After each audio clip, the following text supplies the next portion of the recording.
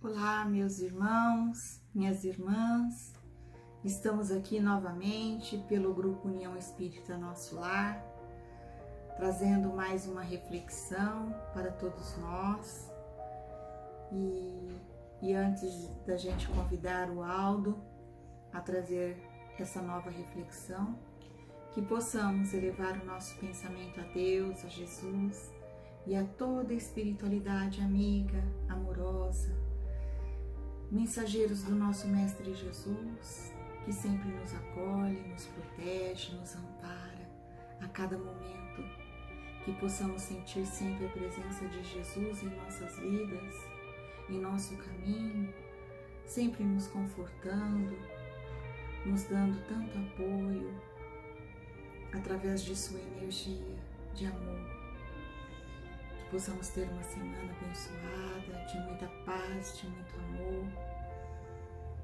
Enfim, obrigada, Senhor, por mais essa oportunidade que nos dá a cada dia. Que assim seja.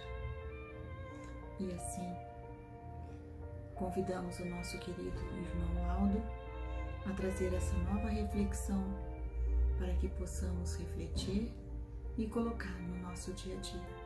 E deixo aqui meu beijo, meu abraço fraterno a todos vocês. Que assim seja. Olá, queridos irmãos, olá, queridas irmãs, bem-vindo mais a esse estudo. Hoje nós vamos para a segunda parte do estudo que nós estamos fazendo sobre esse livro de Richard Simonetti, Quem Tem Medo da Morte. No nosso primeiro encontro, nós falamos um pouquinho sobre a importância, da vida material. A reencarnação, ela é uma escola, é um hospital, é uma prisão que possibilita o nosso avanço espiritual de uma maneira mais rápida. Nós recebemos os melhores estímulos para a nossa evolução espiritual. Nós também falamos um pouquinho sobre a situação de indiferença entre morrer e desencarnar. Verificamos que morrer tem a ver com a parte orgânica, quando se cessa as funções orgânicas da matéria. Que desencarnar é o desligamento do espírito, do espírito perispírito, da sua matéria, do seu corpo material. E nós vimos também que pode ter morte sem desencarnação e pode ter desencarnação sem a morte. E hoje nós vamos continuar, irmãos, falando um pouquinho sobre essa desencarnação. E nós vamos continuar falando, olha só, como ocorre a desencarnação. Existem muitos livros que trazem relatos de como isso ocorre. E nós temos aqui um relato que André Luiz nos apresenta sobre como são as etapas da desencarnação.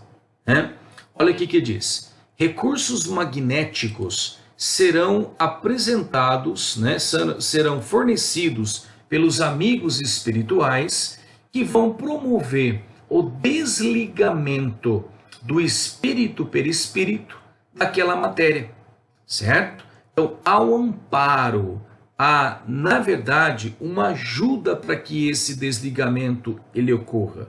E, logicamente, que vai depender do merecimento de cada um, se vai ser mais rápido, se vai ser mais lento, se isso vai trazer maior ou menor perturbação àquele espírito, depende de cada caso. Depende de uma série de fatores que nós começamos a compreender. Olha só, no livro Obreiros da Vida Eterna, o Espírito de André Luiz é psicografia do Chico, ele traz algumas etapas da desencarnação de Dimas. Olha o que ele traz, Com operações magnéticas, atuam os espíritos primeiramente no centro vegetativo, quando ocorre o esticamento e o esfriamento dos membros inferiores. Do umbigo, extravasa uma substância leitosa. Então, esse desligamento do espírito perispírito desse corpo ocorre de baixo para cima. Vai tendo um desligamento, um desprendimento do perispírito da parte inferior para a parte superior. Se você pudesse ter a visão desse momento, como relata André Luiz, segundo os olhos dele, olha só, você tem o extravasamento de uma substância, uma fumaça, né, leitosa, como ele diz, dessa região. E vai acontecendo da pessoa, vai sentindo os membros mais frios e vai perdendo também a locomoção desses órgãos, a movimentação. Na segunda etapa, repetindo as mesmas operações no centro emocional, que seria a parte do coração, ocorre irregularidade dos batimentos do coração, queda da pressão arterial, enquanto o desencarnante sente angústia e aflição. Nova cota de substância desprende do epigástrico até a garganta. É como se fosse uma fumaça saindo. É o desprendimento, é a liberação de fluidos, de energias nesse desligamento. Olha a terceira etapa. Finalmente, atuando no cérebro, desliga-se a região craniana. Uma brilhante chama violeta dourada sai da região da cabeça. E olha que ele complementa, que absorve como um exaustor a porção de substância leitosa que foi exteriorizada dos centros vegetativo e emocional. Essa chama ela vai chupar toda aquela energia. E ele continua dizendo assim, ó, a chama brilhante transforma-se em uma cabeça igual ao desencarnado e logo depois todo o corpo perispiritual, membro a membro, traço a traço. É como se nós tivéssemos uma forma, uma cópia daquele corpo, mais sutil, mais fluídica, que vai se elevar acima do corpo.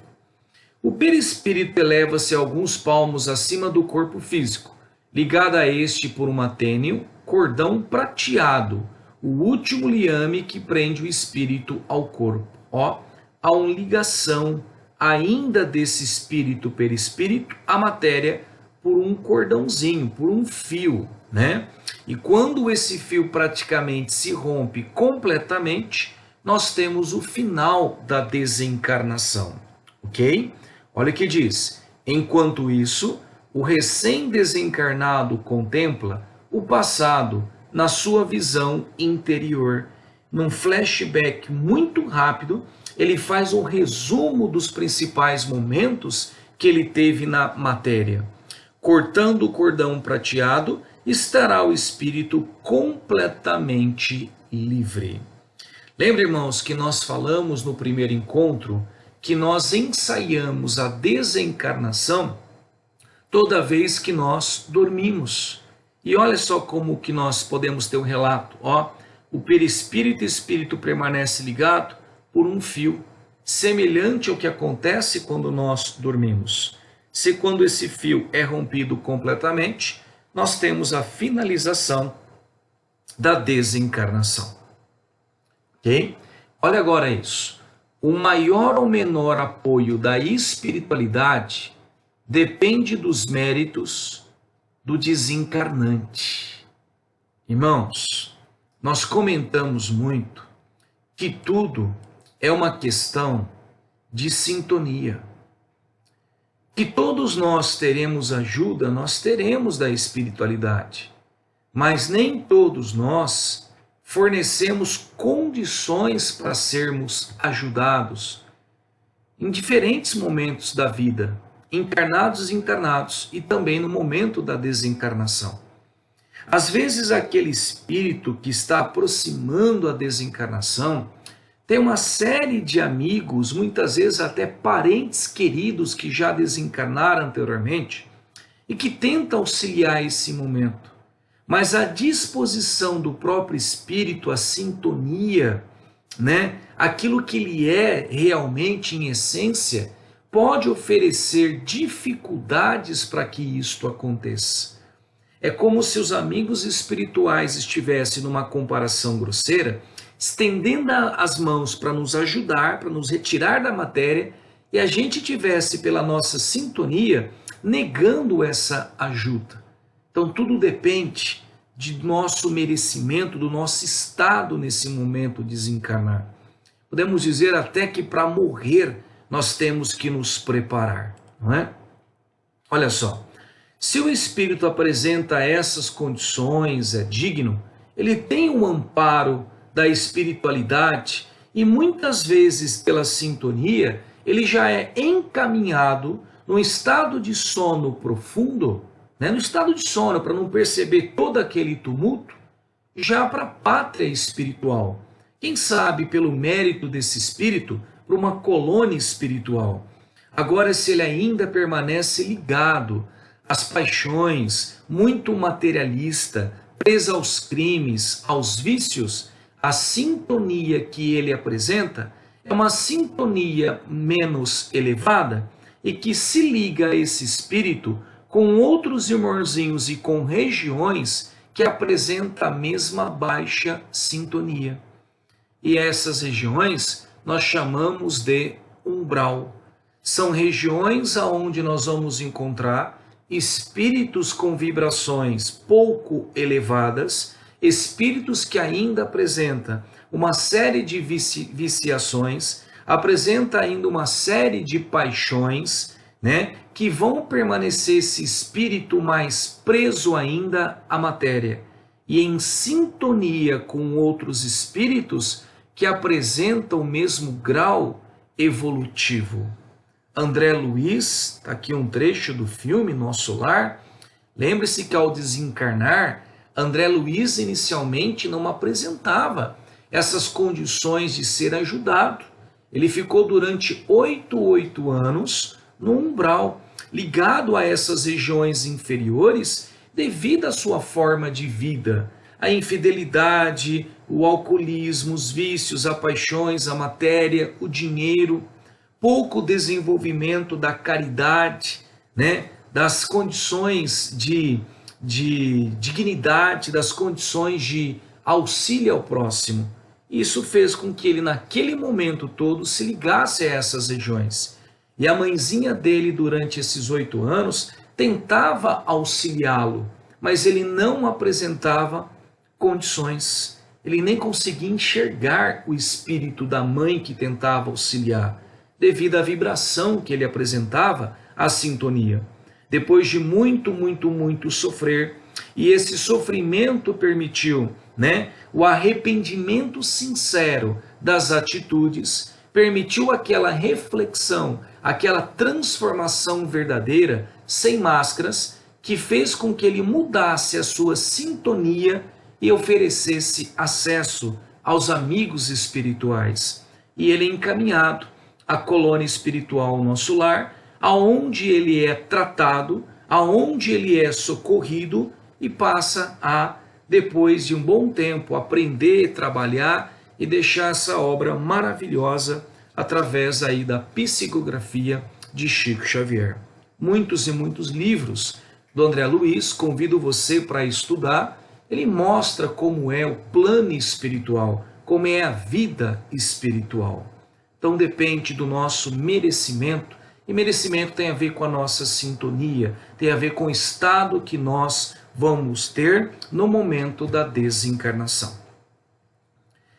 A maioria dos desligamentos, o espírito é colocado no estado de sono profundo, dorme para morrer e acorda na pátria espiritual.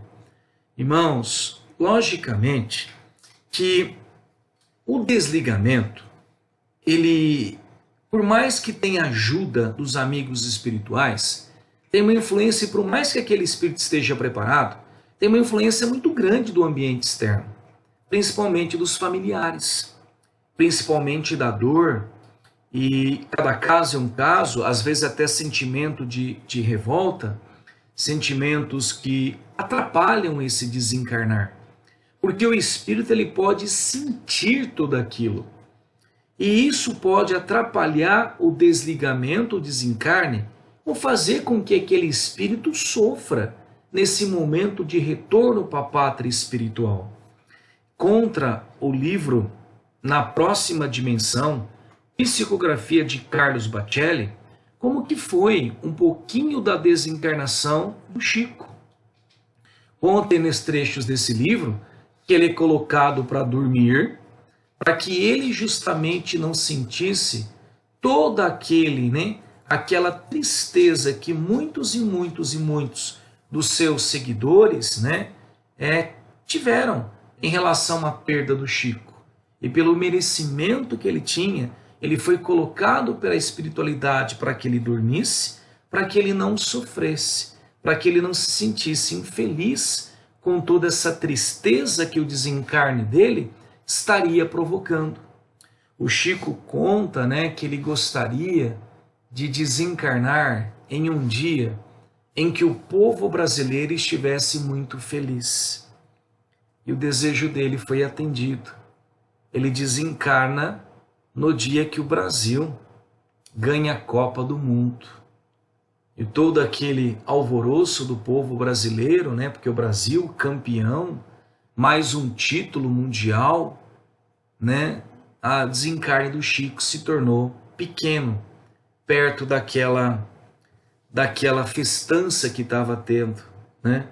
E ele conseguiu o que ele queria, né? Não houve uma comoção geral no povo brasileiro, mas mesmo assim aqueles mais próximos, aqueles que conheciam, né, o trabalho, a obra de caridade, principalmente de amor, sentiram muito, com toda certeza, né? E ele foi colocado nesse estado de sono para que ele não sentisse toda essa vibração, essa perda, né, que nós tivemos.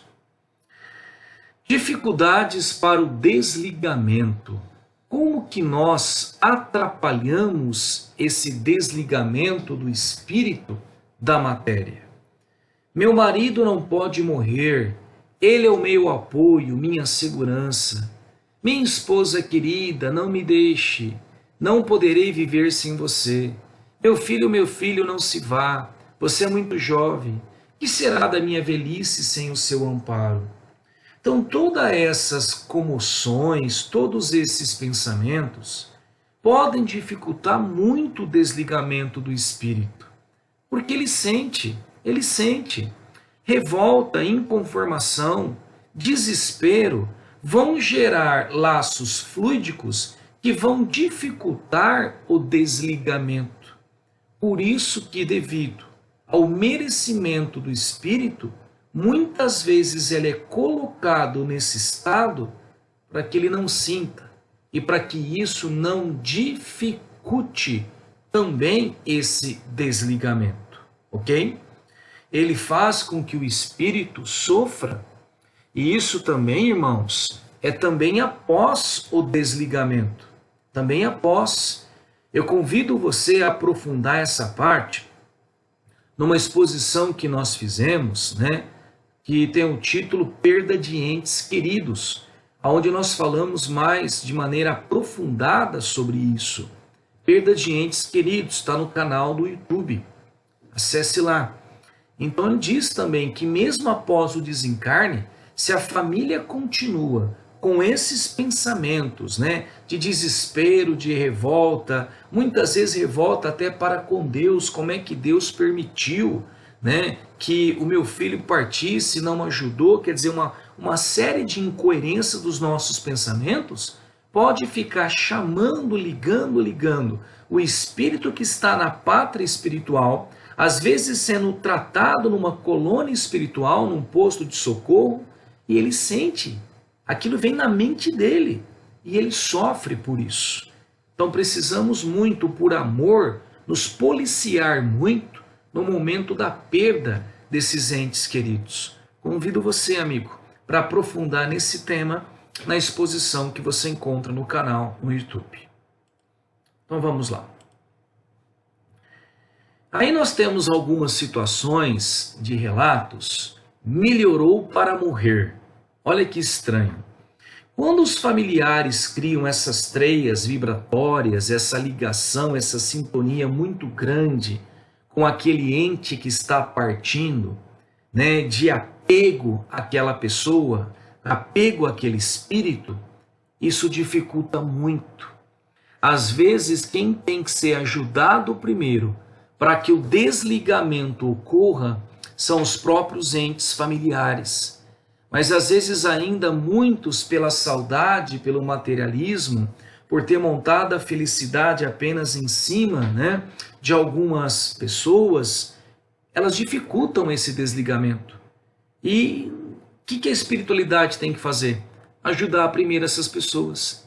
Uma forma melhorou para morrer é que muitas vezes a espiritualidade ela promove uma melhora física daquele ser que está desencarnando, para que os familiares, né, já cansados, os familiares já se sentem um pouco aliviados, olha, está melhorando. E eles relaxam naquela pressão de apego que está fazendo em cima daquele espírito que está desencarnando. Como eles sossegam um pouco a mente deles, as teias, né, vibratórias se tornam mais fracas e os amigos da espiritualidade conseguem promover o desencarne. Geralmente de madrugada, por quê? Porque os familiares estão geralmente nesse momento dormindo, descansando, os laços se tornam mais fracos em relação a essa retenção. Como auxiliar o desligamento e, né, o desencarnado? Através da oração sincera, emanando para esse espírito as nossas melhores vibrações, evitando o sentimento de desespero, de revolta, de inconformação. Se foi, irmãos, através de um acidente que essa pessoa desencarnou, evitar ficar pensando como ocorreu esse desencarne, evitar ficar lembrando da cena dolorosa, né, que dificulta o desencarne. Confiança em Deus, confiança que aquele espírito será amparado na espiritualidade, amparado, mesmo que ele não sinta a devida sintonia, que ele está sendo ajudado, tem uma multidão de espíritos prontos para auxiliá-los no momento que ele fornecer as vibrações que permite essa ajuda mais diretamente, né? E lembrar o que a gente sempre fala, que a morte não é o fim, é uma despedida. É que como se aquele ente querido estivesse partindo para uma viagem e que nós vamos nos encontrar um dia, nós vamos, e que a vida verdadeira é a vida espiritual. A vida espiritual. Aquele espírito voltou para casa, aquele espírito voltou para casa, não é? E nós podemos muito auxiliá-los através do nosso pensamento. Pensa, eu acho que no momento em que nós falamos de que nós amamos as pessoas, um dos momentos que nós podemos dar testemunho desse amor é no momento desse desencarne. Porque às vezes nós percebemos aquele espírito ainda preso na matéria, sofrendo muito por uma doença, muito angustiado, e às vezes pelo nosso egoísmo, não diretamente, nós nem percebemos que estamos agindo assim muitas vezes, nós não queremos deixar aquele ser ir. E nesse momento, nós precisamos ter expressão máxima de amor por aquele ser, para que ele pare desse sofrimento na matéria e retorne para a pátria espiritual. Seja feliz, e nós sempre vamos estar juntos pelos pensamentos de bondade, de sinceridade, de amor, né? Não é o fim, é uma despedida que nós estamos fazendo. Logicamente, irmãos, que ninguém está dizendo que nós não vamos chorar, nós não vamos sentir a perda dos entes queridos. Nós vamos sim, nós vamos sentir. Porque se existiu amor, um dos pré-requisitos é que continue ainda a ter a saudade. Se existiu amor, vai existir saudade. Não tem como. E isso somente o tempo para apaziguar nos nossos corações. Uma vez perguntaram para o Chico, como é que o espírita ele deve se comportar diante daquela pessoa que perdeu o ente querido? Talvez a pessoa pensasse que o Chico daria uma fórmula de como explicar o que deveria falar, qual trecho do evangelho citar para essa pessoa. E o Chico simplesmente disse, o espírita, assim como todo cristão, deve chorar junto com essa pessoa. Chorar, porque não há nada que você diga que vai tirar aquilo naquele momento. Nada. No momento de apoio, de acolhimento emocional dessa pessoa. Mas depois, com o tempo, as medidas que as coisas vão passando, né, a gente perceber que ele voltou para casa e nós continuamos ainda ligados pelos laços de amor, de saudade, não de desespero, não de conformação. Certo? Amigos, nós vamos parar por aqui nesse encontro. Nós retornaremos no nosso próximo encontro e nós vamos falar um pouquinho, de tipos de morte, se rápido, se doença, como é que estão as situações ligadas à velhice, o desencarne de crianças, as tragédias, os desencarnos coletivos, o que há por trás de tudo isso. Então, até o nosso próximo encontro. Fiquem com Deus.